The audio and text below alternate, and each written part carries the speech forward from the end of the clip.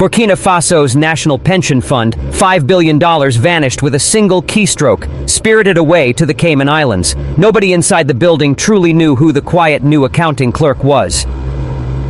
The morning of September 15, 2023 began like any other at the gleaming headquarters of the National Pension Fund in Ouagadougou. A towering glass complex, financed through a loan from the European Development Bank, sheltered the lifetime savings of 1.22 million people. Teachers, nurses, soldiers, civil servants, men and women who had labored for decades, trusting their retirements were safe.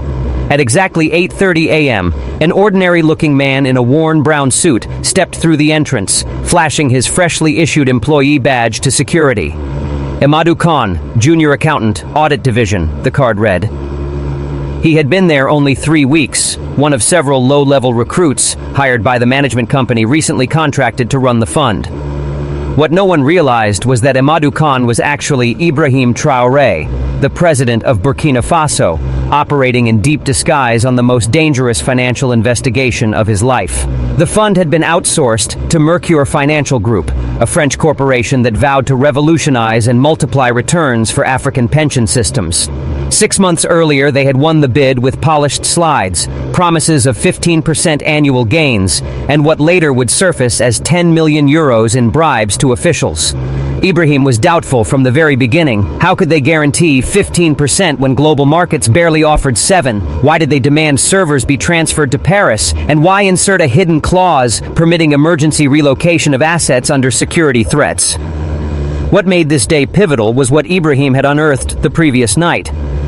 While pretending to update spreadsheets, he had slipped into the real-time transaction core of the fund. What he discovered chilled him. The system was programmed to trigger at exactly 9 o'clock a.m., initiating a chain of transfers funneling the entire balance into a labyrinth of offshore havens.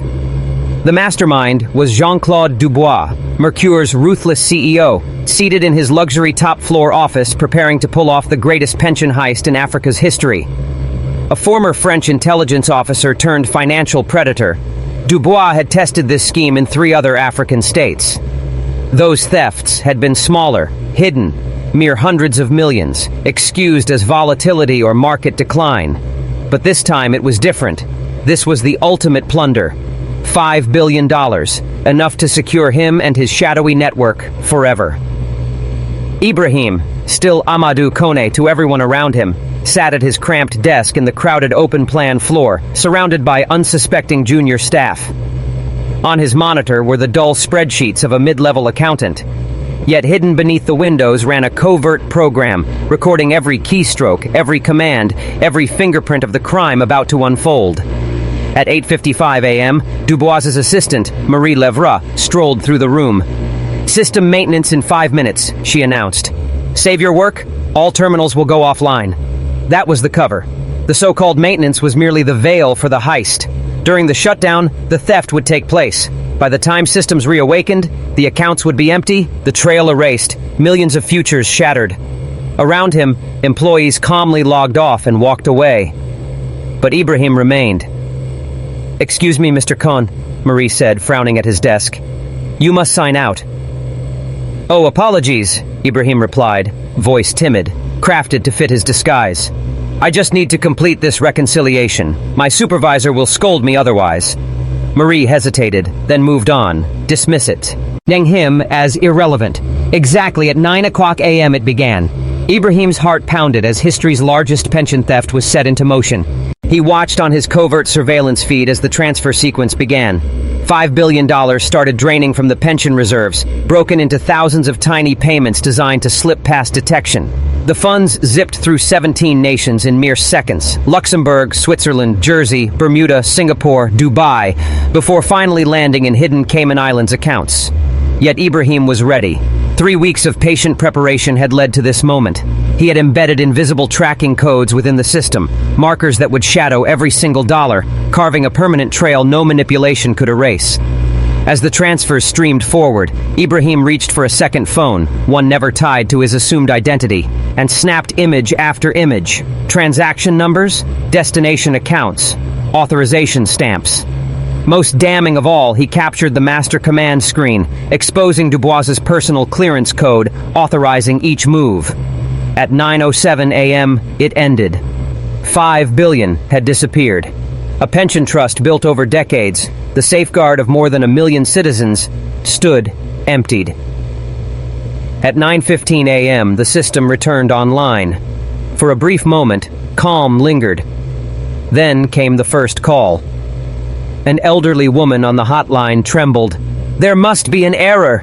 The ATM shows my pension balance is 0. Another call followed, then another. Within minutes, lines were flooded. Support staff checking the database saw the same nightmare. Every account reduced to nothing. Fear rippled across the office. Marie Levy sprinted toward Dubois's suite. Ibrahim, still cloaked in his cover, trailed the wave of stunned employees into the central atrium. Dubois emerged, his face painted in perfect shock. "Ladies and gentlemen, we seem to be facing a technical malfunction. Our IT unit is reviewing. I assure you this is only a display glitch. The funds remain safe." But then came a shock Dubois had not foreseen. The entrance doors swung open and in marched Fatou Traore, an 82-year-old retired teacher, trailed by hundreds of furious pensioners. Word had already spread across markets and neighborhoods. Their savings had vanished. "Where is our money?" Fatou cried, her frail body steady, her voice unbroken. "I worked 40 years teaching children. That money is not yours to squander." Dubois fought to keep control. "Madame, please, this is a system glitch. Your savings are protected." "Then prove it," Fatou demanded. "Show us our funds right now." Dubois paused, just a beat too long. In that silence, the truth sank in. The wealth was gone. That was Ibrahim's cue. Still acting as Amadou Kone, he timidly lifted his hand. "Excuse me, Mr. Dubois. I was observing the system during maintenance. I noticed strange transfers." Dubois's eyes flared, torn between rage and dread. "Impossible. The system was offline." "Not entirely," Ibrahim replied, producing his laptop. "The backup monitor kept running. I recorded everything." He linked his machine to the central display. In an instant, the room filled with the evidence. The $5 billion siphoned away, and Dubois' signature codes authorizing every single transfer. "You!" Dubois shouted, jabbing a finger toward Ibrahim. "You are not authorized to enter those systems. Security, seize this man!" But Ibrahim remained steady, pulling out his true identification. "On the contrary, Mr. Dubois, I am entirely authorized. My name is Ibrahim Traoré, President of Burkina Faso. And you, sir, stand under arrest for the theft of $5 billion. The hall erupted in pandemonium. Dubois spun to flee, but every exit had already been sealed by special forces awaiting Ibrahim's order. Marie Lev drew a pistol, only to be swiftly disarmed by operatives. Other Mercure staff, realizing their downfall, frantically attempted to wipe Dr.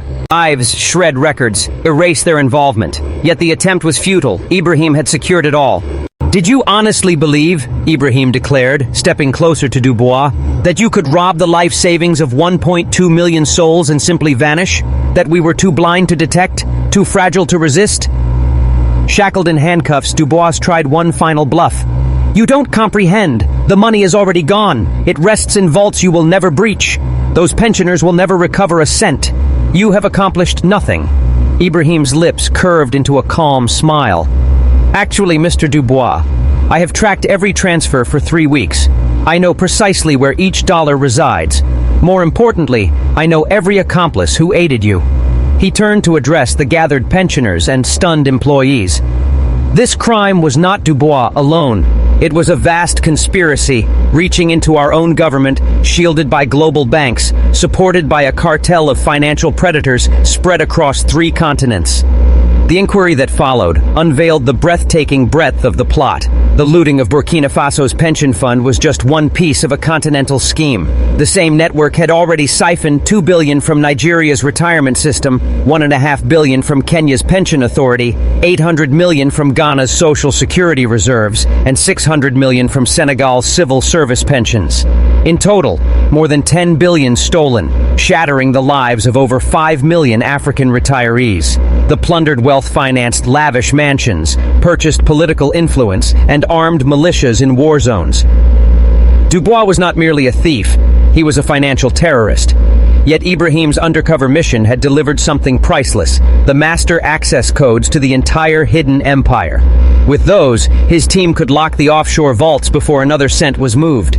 The Cayman Islands, reluctant at first, quickly shifted position when Ibrahim revealed proof that their institutions had willingly abetted the heist. Facing international sanctions and prosecution, they froze the accounts and commenced repatriation. But recovery of funds marked only the beginning.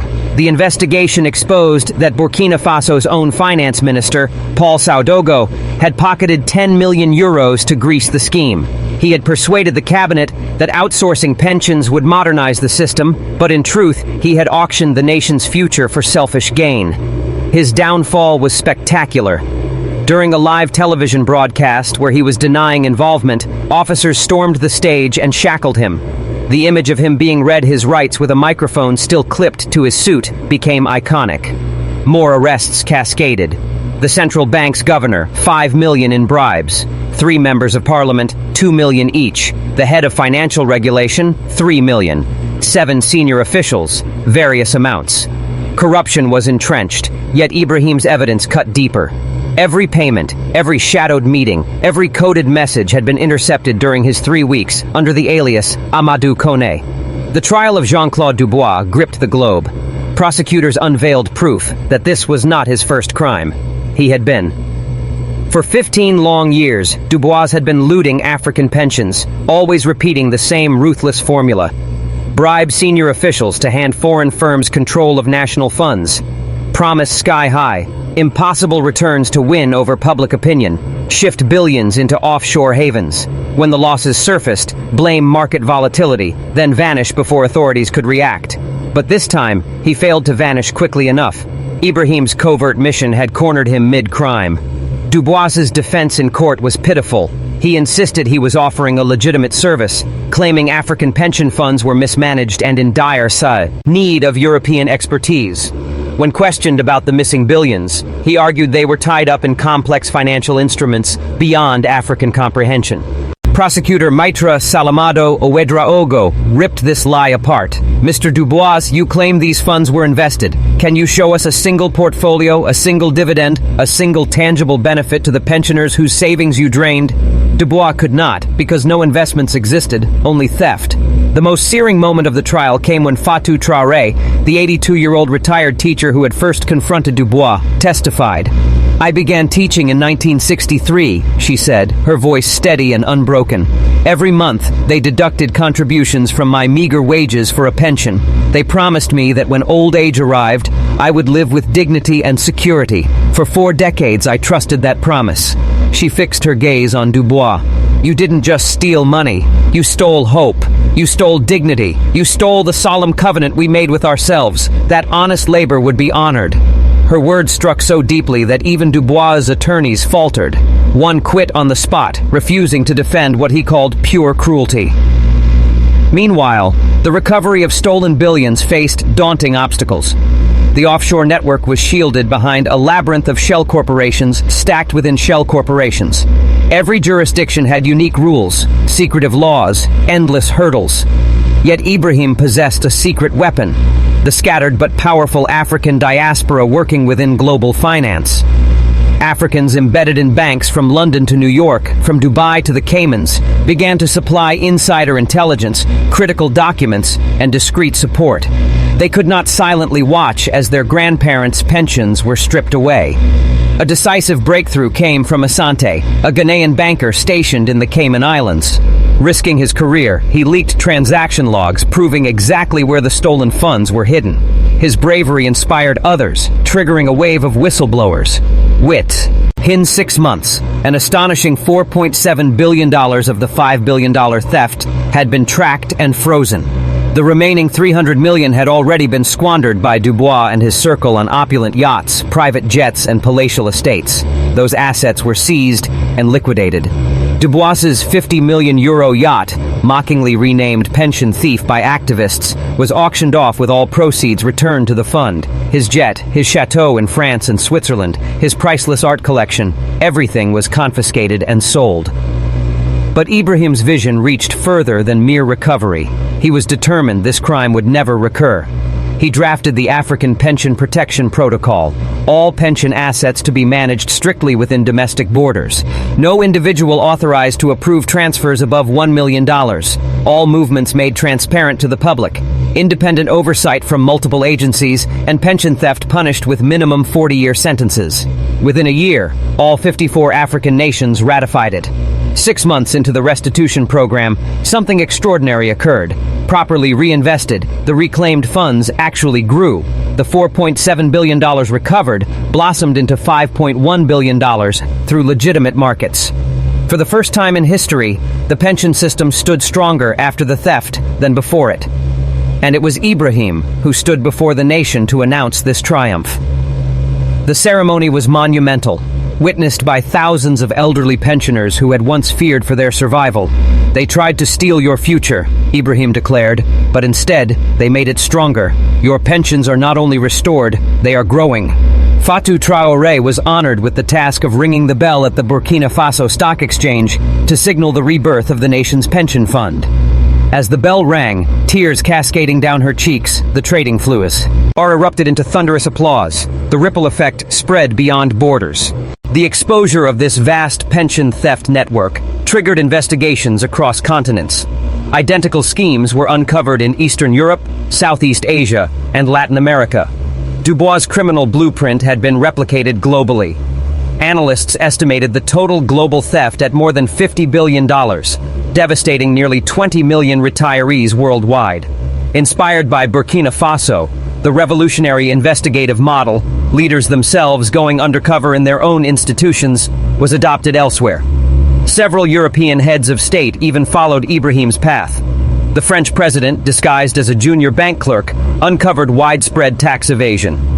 The German chancellor, working incognito as a warehouse laborer, exposed rampant exploitation of migrant workers. Yet none of these revelations carried the historic impact of Ibrahim's mission. His pension fund investigation had shielded millions of elderly people from poverty and torn open the world's most sophisticated financial crime network.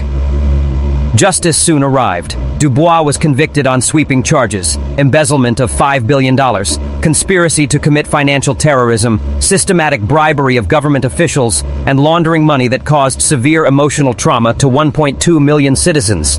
The judge imposed a symbolic sentence: 400 years in prison, 1 year for every $12.5 million stolen. You robbed those who could least afford loss, those who trusted most absolutely. Your crime is not financial alone. It is moral, the judge thundered. Marie Lev and other conspirators received penalties ranging between 20 and 100 years. Corrupt Burkinabe officials faced equal justice, given similar sentences and a permanent ban from public office.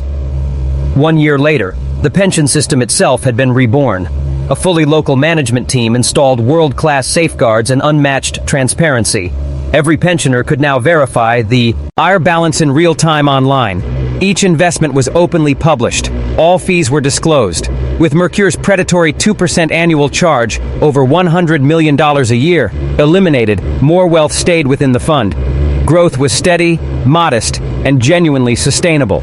The transformation was so profound that even ordinary citizens regained confidence. At 83, Fatou Traoré became a crusader for pension integrity. She toured Africa, guiding retirees on how to monitor accounts, detect fraud, and demand accountability. They thought we were old and powerless, she proclaimed, but we are old and wise. We have heard enough lies to recognize truth. We have lived long enough to know when we are being robbed. For Ibrahim, the cost of this victory was deeply personal. For 3 relentless weeks he had lived as Amadou Khan, renting a tiny apartment, commuting by public buses, eating simple food, enduring daily struggles. Those 3 weeks taught me more than 3 years as president, he later reflected. I saw how my people suffer, how they cling to hope, how they endure against all odds. I understood why protecting their pensions, their very future, was worth any sacrifice. The modest apartment where he had lived undercover was later preserved as a national museum.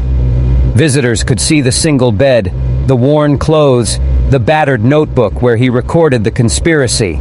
It stood as a reminder that true leadership sometimes requires becoming invisible in order to truly see. 5 years after the scandal, the transformation was absolute. African pension funds across the continent were safeguarded under strict new protocols. Pension theft plummeted to near zero.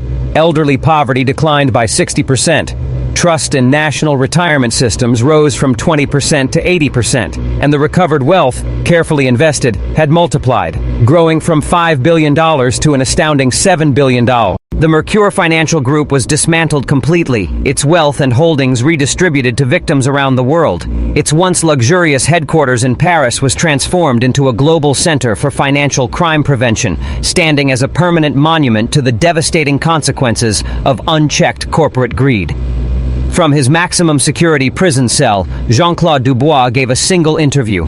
When asked if he regretted his actions, his cold response was chilling.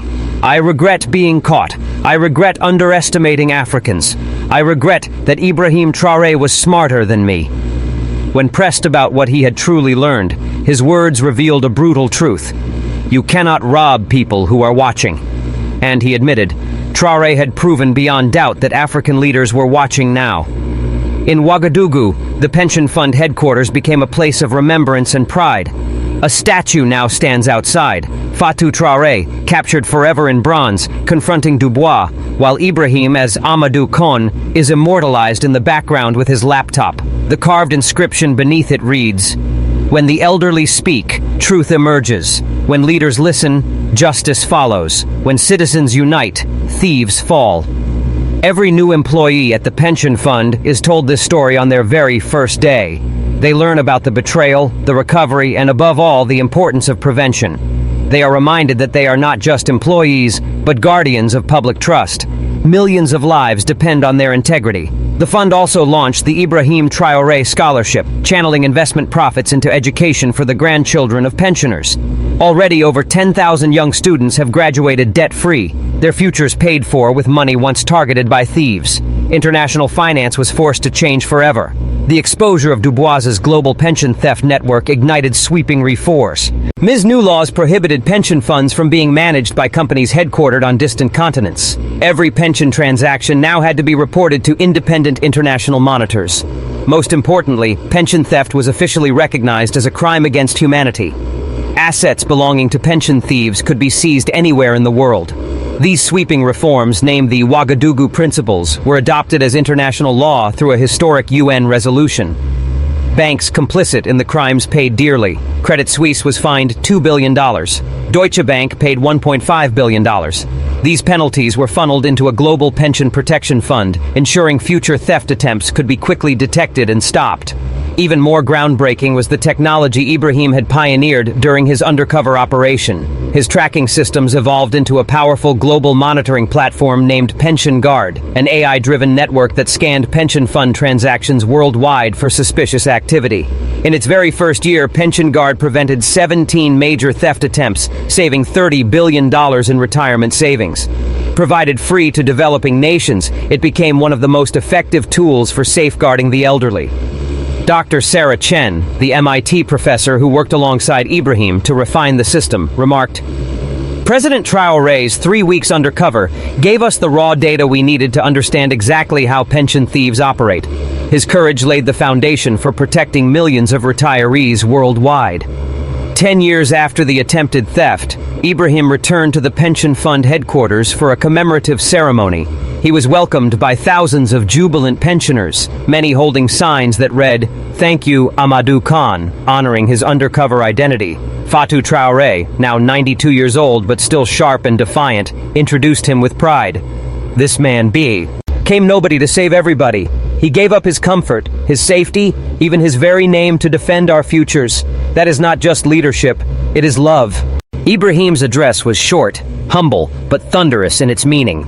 They thought they could rob you because you were old, because you were African, because you were vulnerable. They were wrong. You are strong. You are valuable. And you are protected. He then revealed that the pension fund had not only recovered, but flourished, growing to $10 billion through careful investments and strong governance. For the first time in African history, a pension fund had such a surplus that it would distribute bonus payments directly to retirees. The ceremony ended with an emotional surprise. The real Amadou Khan, the young accountant whose identity Ibrahim had borrowed, was brought to the stage. He had spent those 3 weeks in protective custody, while his name helped shield the operation. Smiling with quiet pride, he addressed the crowd. "I gave my name to save my grandmother's pension. It was the easiest choice I ever made." The audience erupted into a thunderous standing ovation. He had placed his very identity, and even his life itself, on the line in order to unmask the conspiracy. In him stood the reflection of thousands of ordinary men and women who, each in their own quiet ways, had contributed to defending the pension fund. Today, the saga of the stolen pensions is no longer just a story. It is a textbook case, taught in business schools across continents as a warning, a reminder of how greed blinds so-called intelligent criminals, a demonstration of how underestimating the powerless can lead to devastating downfall, a testament to how the bravery of one leader can rescue millions from destitution. The Mercure case now carries a timeless lesson. Never rob a people whose leaders are willing to sweep floors, answer telephones, or balance books to safeguard them. Future financiers are compelled to study the case, not only for the technical mechanics of the fraud, but also for its devastating human impact. In classrooms, videos are shown of elderly men and women unable to purchase food after their savings were wiped away, making the crime tangible, personal, unforgettable. The pension fund itself has since risen as a shining global model, transparent, efficient, resilient, and growing stronger by the day. Delegations from every corner of the globe now arrive to study its structure, to learn how it rose from near ruin to become a beacon of integrity. Across the walls of the fund's new headquarters, the motto chosen by Fatou Traoré is etched in bold letters: "Our savings, our future, our vigilance." Every dawn, as employees cross the threshold of the building, they walk beneath these words. They are reminded constantly that they are not merely accountants of numbers, but guardians of dreams, of dignity, of futures earned by a lifetime of labor. Inside the National Museum rests Ibrahim's worn notebook from his undercover mission, open for citizens to read his raw entries. Day 3. Detected unusual code within transfer network. Day 7. Confirmed existence of laundering scheme. Day 14. Identified smoking gun. Automated transfer protocol. Day 21. Tomorrow they attempt to steal everything. Tonight I prepare to stop them. His handwriting, simple and unpolished, became the script that saved millions from ruin. And the final words on the final page are etched into history. They believed complexity could mask their crime, but theft is theft, whether by rifle or by keyboard. Tomorrow I will prove Burkina Faso is not prey but protector. Our elders are not victims, but defended. Our money is not available, but guarded.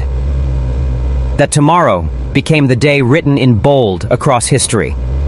The day a president, disguised as an ordinary clerk, rescued $5 billion and ripped apart a global criminal network. The day an elderly teacher like Fatou Traoré raised her voice and forced international predators to kneel. The day Africa showed the world that its money, its dignity, its people, its destiny were not commodities to be stolen or sold. The pension fund building itself now bears a luminous addition, a towering digital display revealing in real time the balance of the national fund. Citizens gaze upon the figures as they climb steadily, a living symbol of protection and trust restored. The same screen that once displayed 0 now flashes proudly, 10,273, 456,789, and rising. Each number is not merely currency. Each digit is a symbol of recovered trust, restored honor, safeguarded futures. Every figure is living proof of what becomes possible when leaders humble themselves as servants, when the aged transform into activists, and when accountants become warriors. And in the corner of that great screen, modest yet eternal, a line glows softly. Protected by the vigilance of President Ibrahim Traoré, alias Amadou Kone, and the unbreakable will of 1.2 million pensioners who refused victimhood. The thieves thought they preyed upon the weak. Instead, they collided with the protected. That single difference cost them everything and saved millions from despair. That difference was one president with a notebook, one teacher with courage, and one nation that swore its future would never again be stolen. Now the pension fund is full. The criminals are in chains. The elderly are safe. And the message echoes across continents. Africa's wealth will be defended by Africa's leaders, even if they must wear the uniforms of clerks and sweepers to do it. But the tale did not end there. In the dim silence of his holding cell, Jean-Claude Dubois lifted a phone and placed a desperate call to a man far more dangerous than himself. Marcus Rothstein, the shadow banker who for 30 years had orchestrated the looting of pension funds across the developing world. Rothstein was not a mere thief. He was a puppet master commanding a hidden empire of 200 offshore banks, 500 shell companies, and a personal Rothstein held deep relationships with finance ministers in over 30 different countries. Marcus's urgent code red came through. Traore has intercepted the Burkina Faso operation. He holds everything. Every transfer record, every hidden account, every authorization code. Silence stretched long across the line before Rothstein finally responded coldly from the deck of his gleaming yacht in Monaco. How much does he truly know? Marcus answered quietly, "For now, just the Burkina Faso pension fund. But if he keeps digging, he will uncover the others. Nigeria, Kenya, Ghana, Bangladesh, Peru. We are staring at 50 billion in total exposure." Rothstein's tone hardened like steel. "Then we initiate the scorched earth protocol. If we cannot keep the money, then we erase it. We burn the evidence. We collapse their entire financial systems. Let them attempt to prove theft when their very banks no longer exist." What neither Marcus nor Rothstein realized was that every word they spoke was being monitored. Ibrahim's intelligence team had tapped into the detention facility, capturing all communications in real time. The instant phrase "scorched earth protocol" was spoken, red alerts flashed across every screen of Ibrahim's investigation unit. Within hours, Ibrahim was rushed into an emergency briefing by his chief of cybersecurity, Dr. Amara Dio. "Mr. President," she warned gravely, "we have detected disturbing anomalies in global financial networks. A massive cyber attack is being prepared against African banking systems. If they succeed, it will not simply conceal the theft. It will annihilate our entire financial infrastructure." Ibrahim understood at once. This battle had grown far beyond Burkina Faso. He moved immediately, contacting fellow African leaders who had uncovered similar pension thefts. Within just 24 hours, a secret emergency summit was convened in Addis Ababa. But unlike past gatherings, this one was shrouded in total secrecy, held deep inside an underground bunker shielded from every form of electronic surveillance. Around the table sat the presidents of Nigeria, Kenya, Ghana, Tanzania, and leaders from 12 additional nations. Together, they represented 60% of Africa's GDP and the lives of 700 million citizens, men and women who stood on the brink of losing everything if Rothstein's plan succeeded. "Brothers and sisters," Ibrahim began with firm resolve, "what started as mere pension theft has escalated into full-scale financial warfare. They intend to obliterate our banking systems to erase their crimes. But I bring you a plan." He revealed that during his 3 weeks undercover, he had not only gathered evidence, he had also secretly implanted tracking software inside Mercure's systems. That software had followed the stolen wealth as it coursed through Rothstein's vast shadow banking empire, mapping every account, every shell company, every corrupt official on their payroll. We know where every dollar is, we know their entire architecture, and most importantly, we hold their codes. Their own weapon can now be turned against them. The plan was bold, borderline unthinkable. Instead of waiting defensively for Rothstein's cyber strike, Africa would strike first. They would freeze his assets simultaneously and shine daylight on his entire operation before he could erase the evidence. The mission, codenamed Operation Sunrise, began at precisely 4 a.m. GMT, September 30th, 2023. Across 15 time zones, African cyber units launched synchronized actions. 2,000 suspicious accounts were frozen instantly. Interpol executed raids that led to the arrest of 150 senior financial criminals.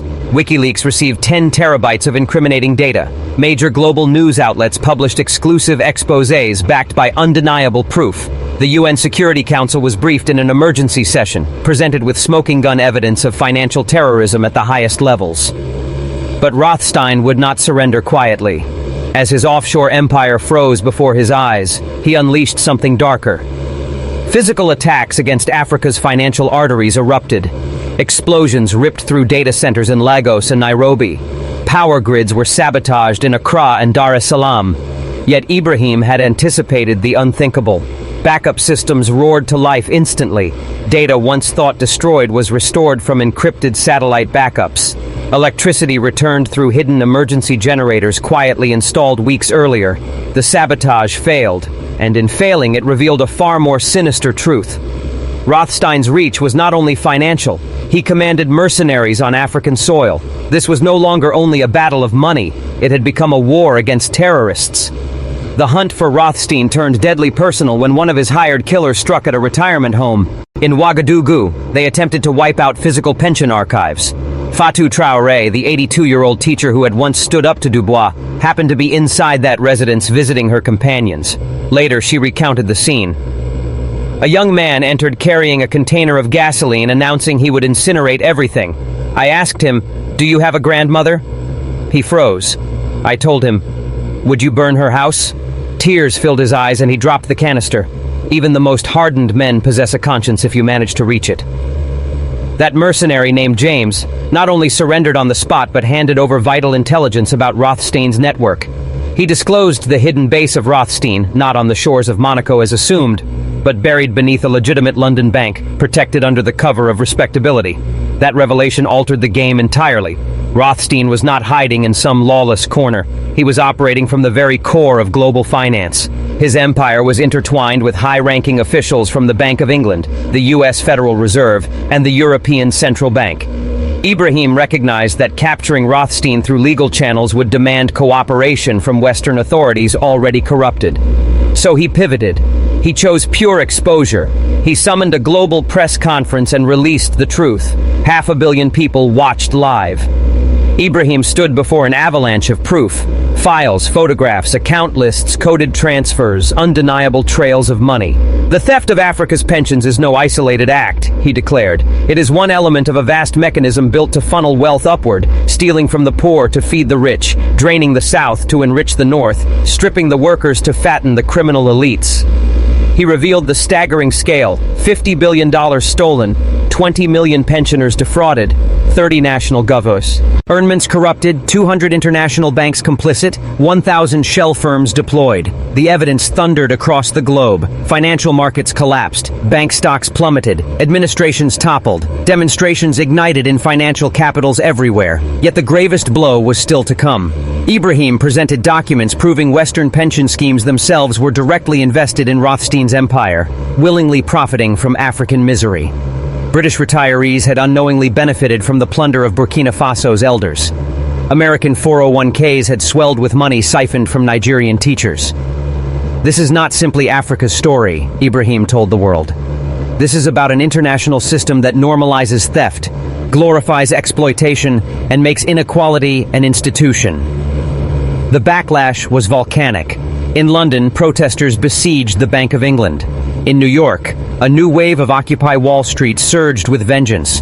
In Paris, the Gilets jaunes stormed banks exposed by the scandal. Rothstein, watching his empire dissolve, gambled desperately. Through his lawyers, he made an offer: full restitution in return for freedom. I alone control $50 billion in sealed accounts. Try me, and the funds vanish. Grant immunity, and every cent is returned. It was the devil's ultimatum: punishment or repayment, justice or recovery.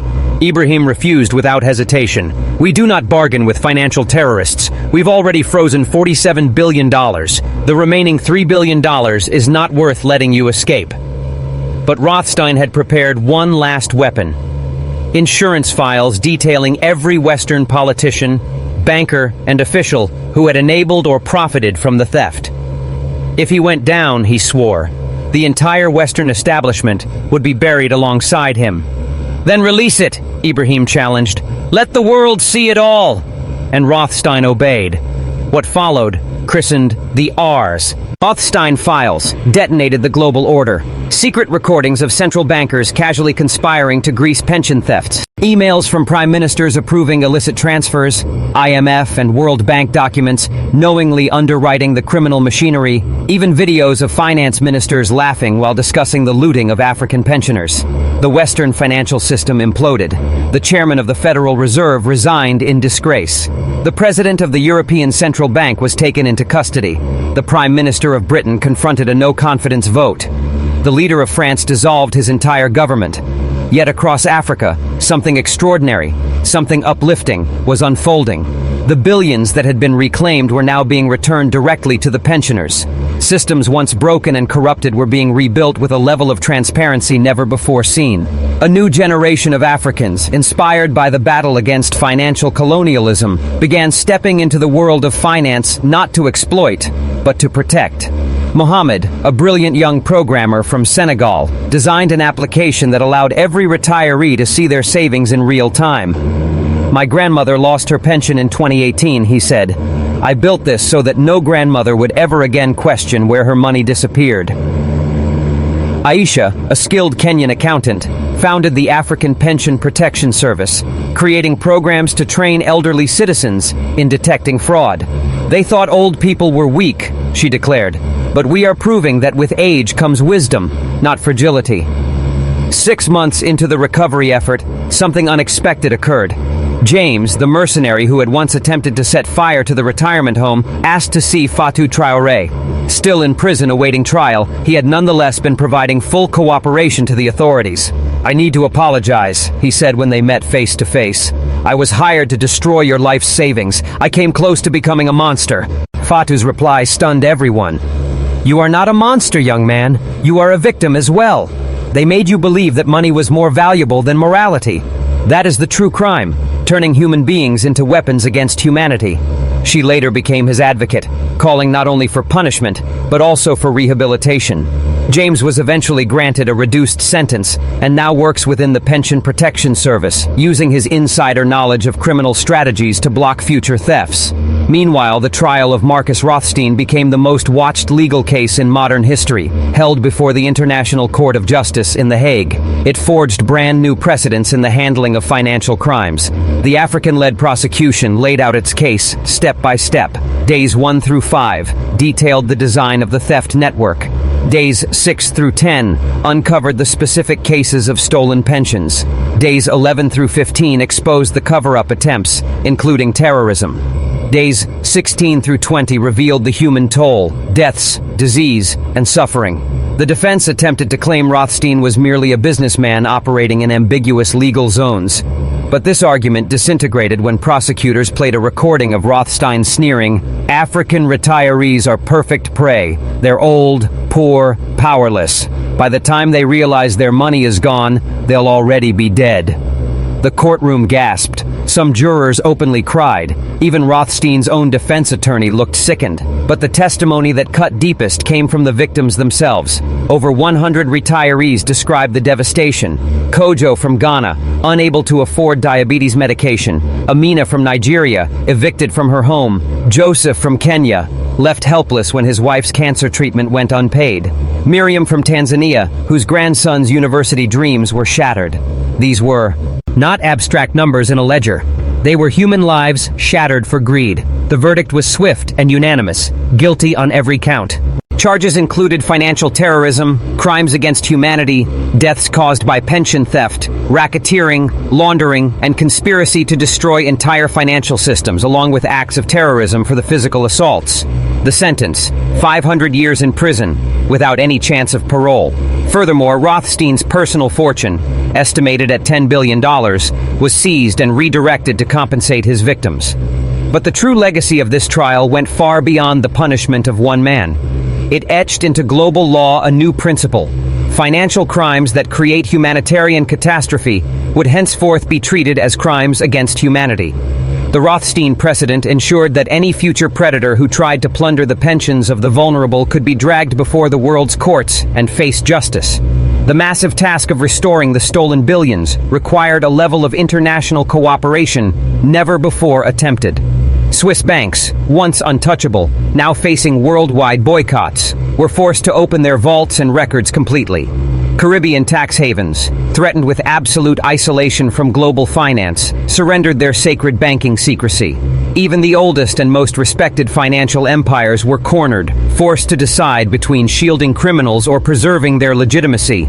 What followed was a revelation that shook the world, the staggering volume of Africa's hidden wealth buried in Western banks. 100 billion in stolen government funds, 200 billion in plundered natural resources, 100 billion in vanished pensions, 50 billion in aid money that never reached the people it was meant for. In total, nearly $1 trillion drained from Africa over half a century. Ibrahim commanded the campaign to bring this fortune back, but he anchored it on a principle. Recovery alone was not enough. This is not only a busts, but reclaiming money, he declared. It is about dismantling the system that enabled its theft. New binding treaties were signed: the Global Pension Protection Treaty, the Anti-Financial Colonialism Accord, the Transparent Banking Initiative, the Repatriation of Stolen Assets Agreement. These were not empty promises. They carried sharp teeth. Any bank breaking them would be expelled from the global system overnight. Any nation refusing to comply faced total financial exile. 2 years after the scandal erupted, Burkina Faso's pension fund had not merely survived, it had doubled. The 5 billion stolen was recovered. Fines and interest brought back another 3 billion. Careful investment had grown it to 10 billion. Then Ibrahim made a groundbreaking announcement. Surplus pension funds would establish a universal basic pension for all elders, including those who had never held formal employment. Every elder who built this nation deserves dignity in old age, he said. The reform was revolutionary. Street vendors who had lived their entire lives without contracts suddenly received pensions. Farmers who had fed the country now enjoyed monthly payments. Traditional healers, artists, homemakers, all honored for their contribution. Fatou Traore, now 84, was named Minister of Elder Affairs. Her first act, founding elder wisdom centers, where retirees would pass knowledge to the young. "We are not just old," she declared. "We are libraries of experience. Use us before we are gone." The ripple effects shook the globe. Inspired by Africa, retirees worldwide demanded transparency. In the United States, revelations that 401k plans had profited from African pension theft sparked enormous lawsuits. Across Europe, forensic audits scrutinized pension funds for criminal ties. The global financial industry was forced to change its very DNA. Know Your Customer evolved into Know Your Money's history. Every single dollar now required a traceable origin. Anonymous transactions became extinct. Shell companies were outlawed worldwide. Critics protested that these measures would slow business. Ibrahim's reply was unyielding. If your business depends on secrecy, it is not a legitimate business. 5 years after the pension scandal, Ibrahim stood before the elite at the World Economic Forum in Davos. The crowd of billionaires and statesmen anticipated a speech of triumph. Instead, he gave them a thunderous warning. You sit in comfort, built on centuries of plunder. You preach development while practicing exploitation. You offer aid with one hand while stealing with the other. That era ends today.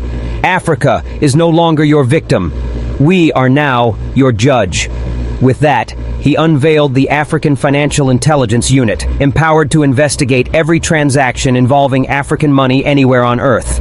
Its war chest, $1 billion annually, financed by penalties levied on banks complicit in theft.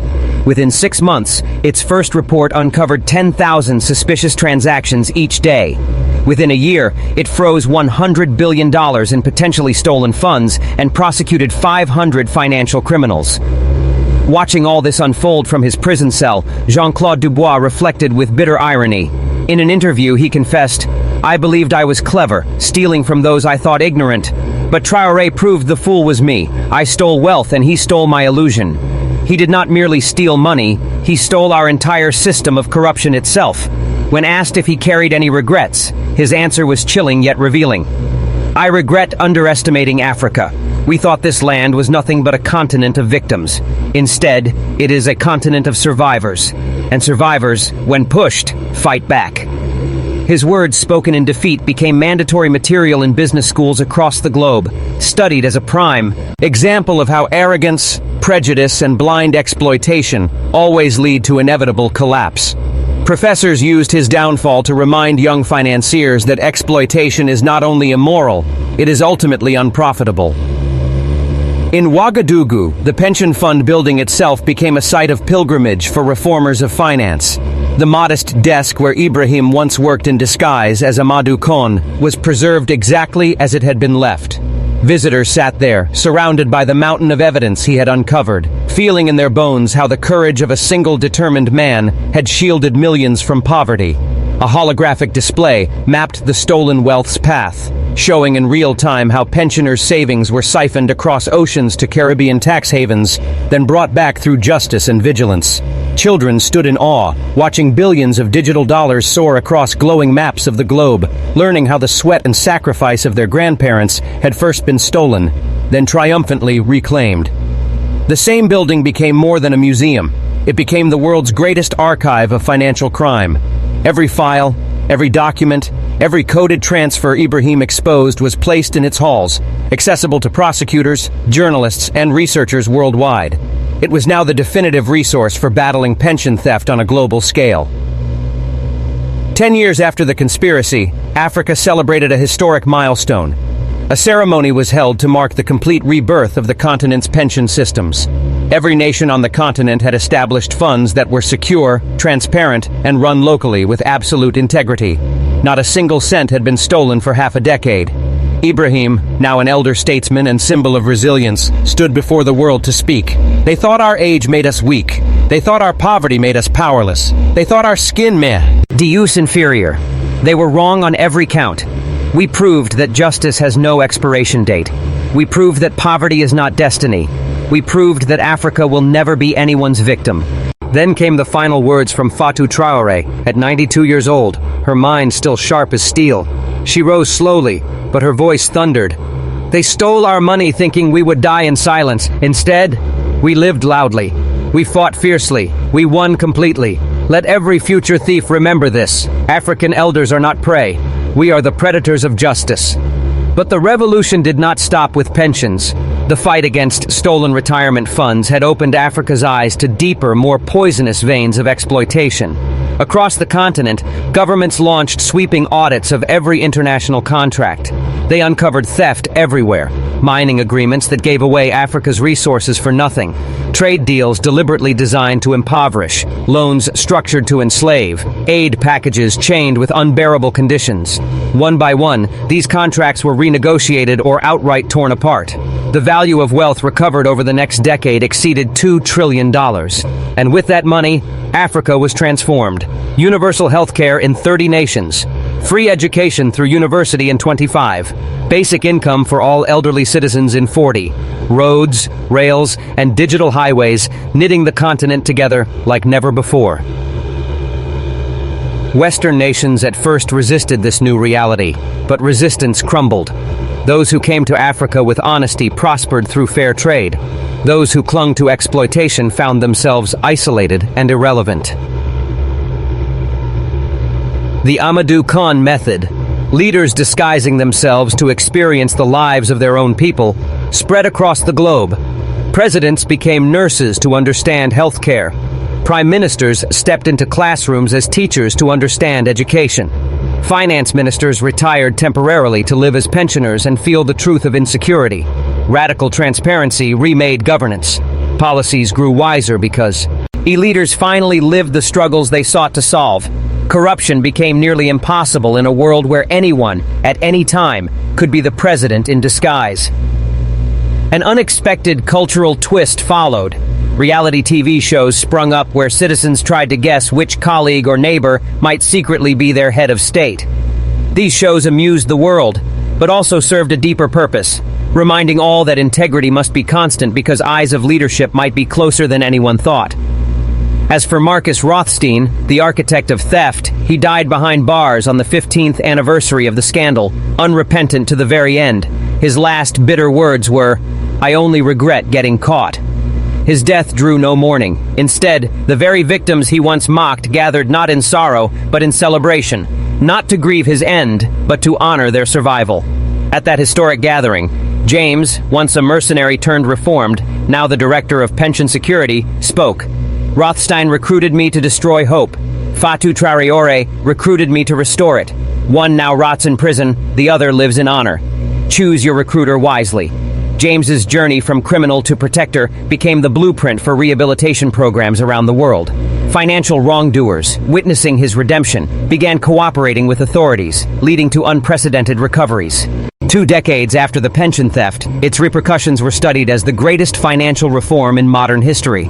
Universities established entire degrees in financial justice, teaching students to detect and prevent systematic theft. Required readings included Ibrahim's notebook from his undercover days, FA2's speeches on the dignity of elders, the Rothstein files exposing global corruption, protocols for recovering stolen funds, and preventive measures to stop future theft. Students were trained not only in finance, but in ethics, not only in profit, but in justice, not only in success, but in service. The final exam question was always identical. You discover your employer is stealing from pensioners. What do you do? The only acceptable answer: whatever it takes to stop them. 30 years later, the pension theft is remembered as the crime that transformed everything. What began as one president going undercover culminated in a global financial revolution. The pension fund Ibrahim safeguarded has grown to $50 billion, granting dignity to millions. The recovery procedures he pioneered have returned $5 trillion to victims worldwide. The transparency he demanded has prevented countless thefts. But the true legacy is not wealth. It is the principle that no one is too powerful to be caught, no one too poor to be protected, and no system too intricate to be reformed. In the Museum of Financial Justice in Ouagadougou, school children end their tour at a simple display: a modest brown suit, thick glasses, and a calculator, the disguise Ibrahim wore as Amadou Kona. The inscription reads, "With these simple tools, one leader saved millions from poverty, weaponized or stolen wealth. Courage lies in becoming nobody to protect everybody." Guides tell the children, President Traore could have sent police, army, investigators. Instead, he went himself, became a clerk, risked eaves. Writhing. That is leadership, entering danger personally, not delegating it. The children always ask, would he do it again? Ibrahim's own answer from his memoirs: every day, if necessary. A leader's duty is to protect the vulnerable. If that means making yourself vulnerable, so be it. The ultimate monument to this victory is not stone, but security. Every month, 50 million African retirees receive their pensions on time, in full, safely. Each payment is a triumph over theft, a victory against exploitation, proof that justice is achievable. In financial capitals worldwide, a new phrase has entered the lexicon: remember Amadou Kona. It signals vigilance, that justice is always possible, and theft is never safe. Bankers plotting theft pause, wondering, is that new clerk really just a clerk? Corrupt officials about to take bribes hesitate, asking, is that janitor truly only a janitor? Criminals planning financial crimes stop and think, is another Ibrahim Traoré watching? That hesitation, that fear of justice, is the real monument to the failed pension theft. Not a statue or building, but a shift in human behavior. The awareness that theft can be stopped, criminals can be caught, and victims can prevail.